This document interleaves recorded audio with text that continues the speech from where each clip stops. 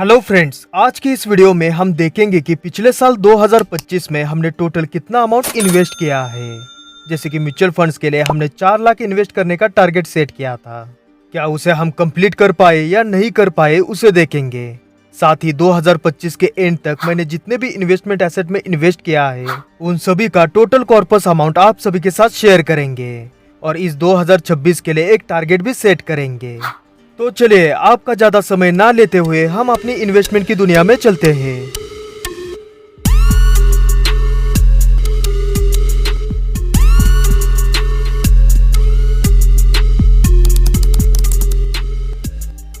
दोस्तों 2025 की total investment summary देखने से पहले हम अपनी प्रीवियस ईयर्स की इन्वेस्टमेंट को एक बार क्रॉस चेक करते हैं। देखा जाए तो 2022 से डिटेल में समरी क्रॉस चेक करने की जरूरत नहीं है, क्योंकि मैंने अभी तक किसी भी म्यूचुअल फंड से एक भी यूनिट्स को रिडीम नहीं किया।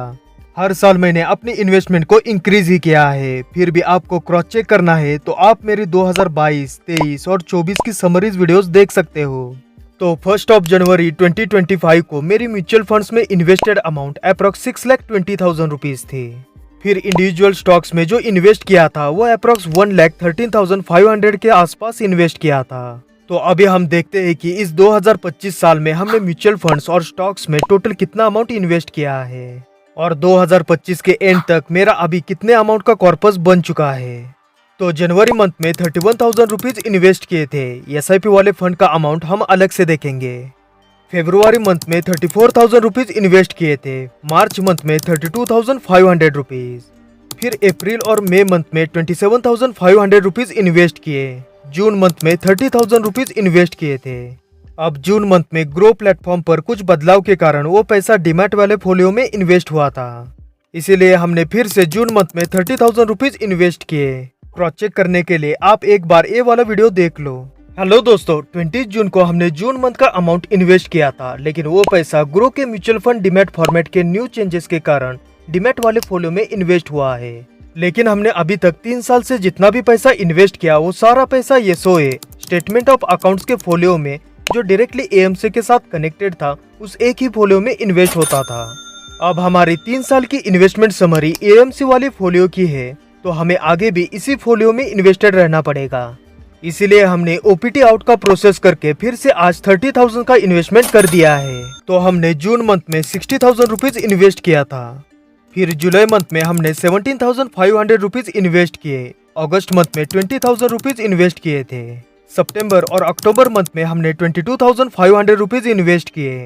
नवंबर मंथ में 27,500 रुपीज इन्वेस्ट किए और लास्ट मंथ में दिसंबर मंथ में हमने 27,500 रुपीज इन्वेस्ट किए।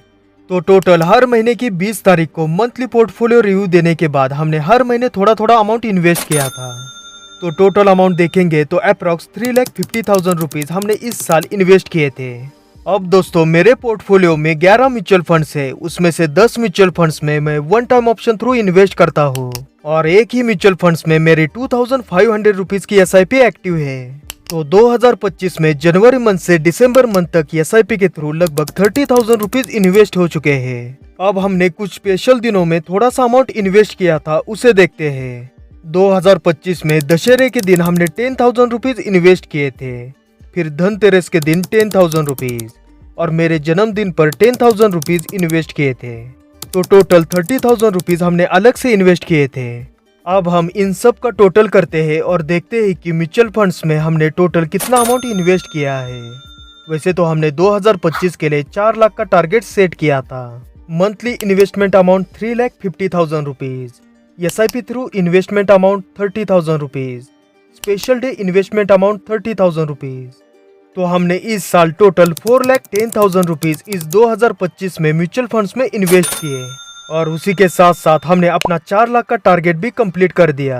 दोस्तों अब हम एक बार क्रॉस चेक करते हैं। जनवरी 2025 के स्टार्टिंग में हमारी टोटल इन्वेस्टेड अमाउंट 6,20,000 रुपीज थी और अभी का हमारा टोटल इन्वेस्टमेंट अमाउंट 4,10,000 रुपीज। तो टोटल होता है 10,30,000 रुपीज। अब 1 जनवरी 2026 के दिन हमारी जो इन्वेस्टेड अमाउंट होगी वो 10,30,000 रुपीज होनी ही चाहिए।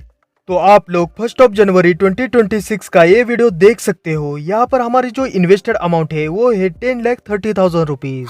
हेलो गाइस, आज डेट है 1 जनवरी 2026। आप सभी को नए साल की ढेर सारी शुभकामनाएं। आज के दिन हम 2025 के पोर्टफोलियो और अभी का 2026 का पोर्टफोलियो कंपेयर करेंगे। तो आप देख सकते हैं 1 जनवरी 2025 को मेरी इन्वेस्टेड अमाउंट 6,20,000 रुपीज थी, जो कि अभी बढ़कर 10,30,000 रुपीज हो चुकी है। दोस्तों, म्यूचुअल फंड का तो टारगेट हमने कंप्लीट कर दिया। अब हम 2026 के लिए एक टारगेट सेट करेंगे। उससे पहले हम इंडिविजुअल स्टॉक्स होल्डिंग्स को देखते हैं और इस 2025 में हमें टोटल डिविडेंड कितना मिला है उसे भी हम चेक करते हैं और उसके बाद हम 2026 के लिए एक टारगेट सेट करेंगे। फ्रेंड्स, 2023 में मैंने जो इंडिविजुअल स्टॉक्स में इन्वेस्ट किया था वो लगभग 55,000 रुपीज इन्वेस्ट किया था। फिर 2024 में मैंने 58,500 रुपीज इन्वेस्ट किए थे, तो अप्रॉक्स 1,13,500 के स्टॉक्स मेरे पोर्टफोलियो में थे। अब इस 2025 में मैंने ज्यादा अमाउंट इन्वेस्ट नहीं किया, लेकिन 3 जून 2025 को मैंने अपनी बेटी के फ्यूचर के लिए कुछ स्टॉक्स में इन्वेस्ट किया था। वो वीडियो आप देख सकते हो। अप्रॉक्स 30,000 रुपीज के इंडिविजुअल स्टॉक्स मैंने बाय किए थे और उसके अलावा 4,000 के कुछ स्टॉक्स में मैंने बाइंग की थी। तो देखा जाए तो मैंने 2025 में स्टॉक्स में सिर्फ 34,000 रुपीज ही इन्वेस्ट किए थे। तो 2025 के एंड तक मेरी जो स्टॉक होल्डिंग है वो 1,47,000 के आसपास है। दोस्तों, अभी तो मैं अपनी स्टॉक्स होल्डिंग आपको दिखा नहीं सकता, लेकिन आपको मैं अपने रिटर्न्स दिखा सकता हूँ, जिससे आपको अंदाजा लग सकता है। आप यहाँ पर देख सकते हो कि मेरे स्टॉक होल्डिंग में 44 स्टॉक है और यहाँ पर कुछ स्टॉक्स के रिटर्न पॉजिटिव भी है और निगेटिव भी, लेकिन पोर्टफोलियो के रिटर्न्स पॉजिटिव 20% के ऊपर है। मतलब टोटल पोर्टफोलियो की वैल्यू अप्रॉक्स 1,80,000 के आसपास है। अब हम डिविडेंड को डिस्कस करते हैं। तो इस 2025 साल में हमें जो डिविडेंड मिला है वो लगभग 8,000 रुपीज मिला है। दोस्तों, अब यहाँ तक हमने डिटेल में म्यूचुअल फंड और स्टॉक्स की इन्वेस्टमेंट को देखा। अब हम 2026 के लिए एक टारगेट सेट करते हैं और लास्ट में मैं अपना टोटल कॉर्पस अमाउंट आपके साथ शेयर करूंगा। तो जब मैंने इन्वेस्टमेंट स्टार्ट की थी तब 2022 में मैंने 1 लाख का टारगेट सेट किया था, 2023 में 2 लाख का टारगेट, फिर 2024 में मैंने 3 लाख का टारगेट सेट किया था और 2025 में 4 लाख का टारगेट सेट किया था। और अभी तक हमने जितने भी टारगेट सेट किए थे उन सभी को हमने कंप्लीट किया। और इस तरह से हर साल टारगेट सेट करने से ही हमने अपना 10 लाख इन्वेस्ट करने का फर्स्ट स्टेप, या फिर बोल सकते हो कि मिडिल क्लास से बाहर निकलने वाले सबसे बड़े स्टेप को अचीव कर दिखाया। अब इस साल 2026 को देखा जाए तो 5 लाख का टारगेट सेट करना चाहिए, लेकिन मेरे पॉइंट ऑफ व्यू से देखा जाए तो हमें एक ही एसेट में ज्यादा इन्वेस्ट नहीं करना चाहिए। इसके ऊपर मैं अलग से डिटेल में वीडियो अपलोड करूंगा और मेरी जो प्रैक्टिकल थिंकिंग है उसे आप सभी के साथ शेयर करूंगा।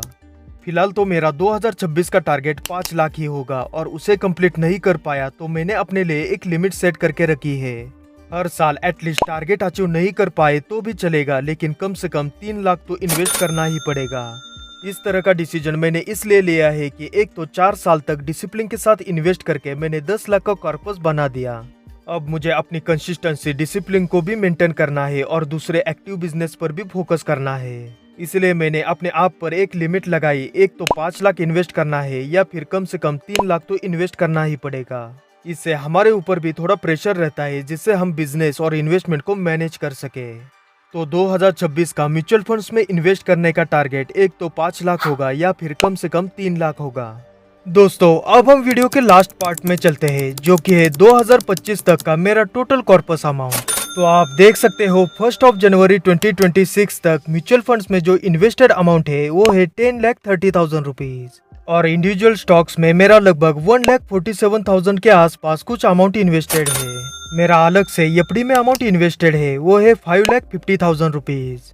दोस्तों, एफडी वाले अमाउंट के ऊपर मैंने एक वीडियो अपलोड किया है, उसे आप जरूर देखिए। आपको मेरी दूसरी इन्वेस्टमेंट एसेट की जानकारी भी मिल जाएगी। अब हम अपने टॉपिक पर वापस आते हैं। अगर हम सभी इन्वेस्टेड अमाउंट का एडिशन करेंगे तो 10,30,000 rupees plus 1,47,500 rupees plus FD का 5,50,000 रुपीज टोटल होता है 17,28,000 रुपीज। ये हमारा इन्वेस्टेड अमाउंट है, एक्चुअल अमाउंट। और अगर हम उस पर मिले रिटर्न्स को भी ऐड करेंगे तो टोटल कॉर्पस 20 लाख के आसपास हो जाएगा। तो 2025 के एंड तक मेरा जो टोटल कॉर्पस है वो है 20 लाख रुपए। तो दोस्तों, हर साल हम अपने कॉर्पस को बढ़ाने का ट्राई करते रहेंगे और हमारी इन्वेस्टमेंट जर्नी आप सभी के साथ शेयर करते रहेंगे। फ्रेंड्स, अगर आपको मेरा वीडियो प्रैक्टिकल सोच वाला लगे, इस वीडियो से अगर आपको मोटिवेशन मिला हो इन्वेस्टमेंट करने के लिए, तो आप लोग इस वीडियो को लाइक करके शेयर कीजिए। दोस्तों, इस तरह के वीडियो ज्यादा से ज्यादा शेयर करने पर दूसरे लोग भी स्टार्टिंग में अपना कैपिटल ऑप्शन ट्रेडिंग में लॉस करने की जगह सही जगह पर इन्वेस्ट कर सकेंगे। तो दोस्तों, आज की वीडियो में बस इतना ही। मिलते हैं ऐसे इन्वेस्टमेंट रिलेटेड वीडियोस के साथ। तब तक के लिए आप सभी को दिल से thank you. Keep learning, keep investing.